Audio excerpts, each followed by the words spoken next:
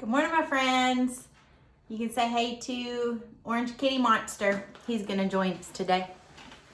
We're gonna read Ginny B. Jones and that meanie Jim's birthday. Oh, everybody say hey, Miss Carlton. Say hey, Mama Jen.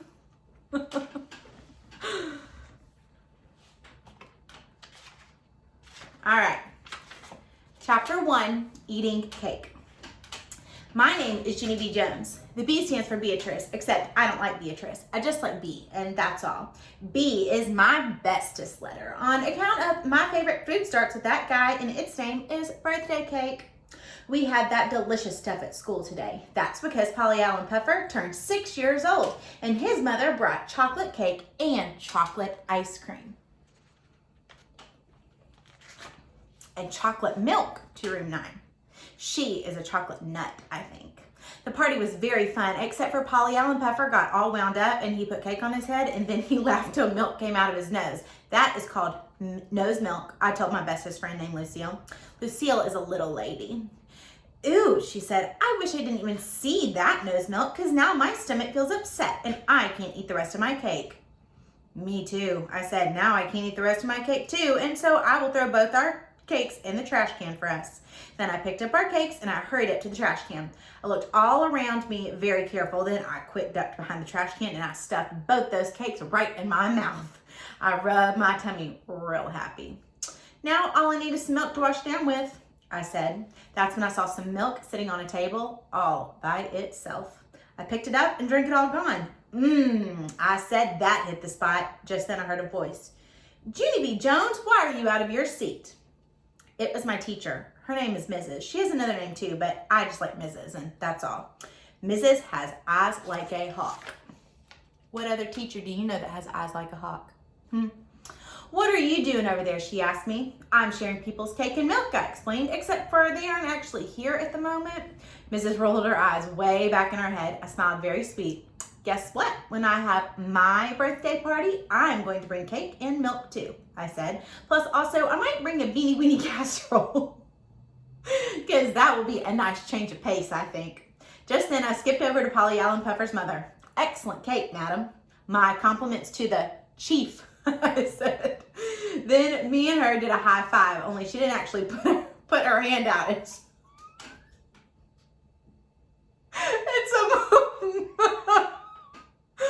And so mostly I just slapped her on the arm. After that, I skipped back to my seat. Lucille was finishing her chocolate ice cream. She had a chocolate mustache on her lip. I did a frown at her. Lucille, I'm surprised at you, I said. You're not eating that ice cream like a little lady, and so I will show you how. Then I quick dipped my spoon into Lucille's ice cream. See, I said, see how I'm taking dainty bites of this stuff? Only just then, a dainty bite of chocolate ice cream slipped off my spoon and it plopped into Lucille's lap. She jumped out of her chair. Oh no, she hollered. Look what you did. Look what you did. You spilled ice cream on my brand new dress, and my Nana just brought this dress to me from New York City and it costed $95 plus tax. Mrs. hurried up to my table. She had a wet sponge to clean Lucille's dress. No, don't, said Lucille. You can't put water on this because this dress is made of satin and satin is dry clean only. Mrs. made angry eyes at me. I did a gulp. Who knew? I said real soft. Then I put my head down on my table and I covered up with my arms because that is called laying low. And laying low is what you do if you know what's good for you. Chapter 2, tapping on that Jim's head. After the party, me and my other bestest friend rode home on the bus. Her name is Grace. Me and that Grace take turns sitting next to the window. That is good sports of us, I think. Except for sometimes we forget whose turn it is. Then we have to settle it with our fists. This time it was that Grace's turn to sit next to the window. Guess what? I don't even care if you sit there today, I told her, because eating all that cake made me in a happy mood. That Grace smiled. Me too, she said. Eating that cake made me in a happy mood too. Yeah, only you can't be as happy as me, I explained, because I had 2 cakes and you just had 1. That Grace did a frown. That's okay, Grace. Don't be upset, I said, because when I have my birthday, I will invite you to my house and you can have 2 cakes too. Oh boy, she said. I know it is. Oh boy, I said. Plus also, you will get your very own paper cup with M&Ms in it. Oh, I love M&Ms, said that Grace. Me too. I love M&Ms too, I said, on account of the chocolate doesn't melt on your hands, just the colors melt on your hands, and that's all. I smiled real big. Here's another good thing, Grace. When you come to my party, you will get your very own party hat, and we will play Twister. Plus also, we will play that game where you keep shouting bingo, only I forget the name of that one. Just then, a meanie boy named Jim jumped up from behind his seat. Bingo, dummy, he shouted. Its name is Bingo. What a moron. Who would even want to come to a stupid party like yours? He made his voice real loud so everybody could hear. At my house, I have cool birthday parties, he said. Like last year, my party was named Clowning Around, and we had 2 clowns from the circus, and they made balloon animals and did magic tricks. I leaned way close to his face. So, I said, I don't even like clowns. Clowns are not normal people. Plus, my very own Grandpa Frank Miller can make balloon animals too, except for they look like wiener dogs, only he's working on it. That Jim wasn't even listening to me. He just kept on talking about his parties. This year, my party is named Old MacDonald's Farm, and a real farmer is bringing a petting zoo right to my front yard, and he's going to bring a lamb and a goat and a burro and some rabbits, and he's also bringing a real live pony for us to ride. Put my hands on my waist. Yeah, well, that's too bad for you, I said, because I saw all about ponies on TV, and ponies buck you off their backs, and then they stomple you into the ground and kill you to death, and so I wouldn't even come to your stupid party in a million, jillion, bajillion years.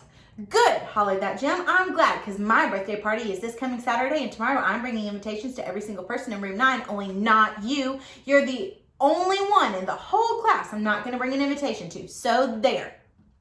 Then he did a big ha right in my face, and he sat back down in his seat. Meanwhile, I just kept on standing and standing there because something had gone a little bit wrong here, I think. I tapped on his head. Yeah, only here's the thing, I said, I didn't actually know that you were going to have a birthday party on Saturday, and so good news, I think I can make it. No, shouted that meanie boy, you're not coming, now go away. I tapped on him again. Yeah, only I was just kidding about the ponies, I said. They probably even hardly stomple you. I don't care. Stop bothering me, he shouted. I stood on my tippy toes and looked at his head. I love your hair today, I said. That Jim swatted at me. Get away from me, he hollered. You're not coming to my party, and that's final. Just then, a big lump came in my throat. A big lump is what comes right before crying. It hurt to swallow. I sat down and hid my face in my sweater. Darn it, I said, because I really think that I would have enjoyed myself at that thing. Then my bestest friend named Grace put her arm around me, and she patted me real gentle, and she let me sit next to the window. We'll pick up there tomorrow with chapter 3, Very Slumping. Again, this is Judy B. Jones and That Meanie Jim's Birthday. It is written by Barbara Park and illustrated by Denise Brunkus. Who knew? I hope it.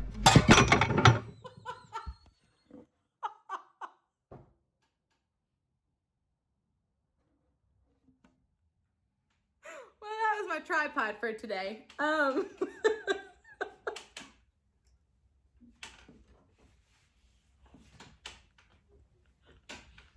my word. Okay. I hope that you are having a really good Monday. I hope that just gave you a little. I'm thinking about you. I love you. I'm praying for you, and I will meet you here tomorrow.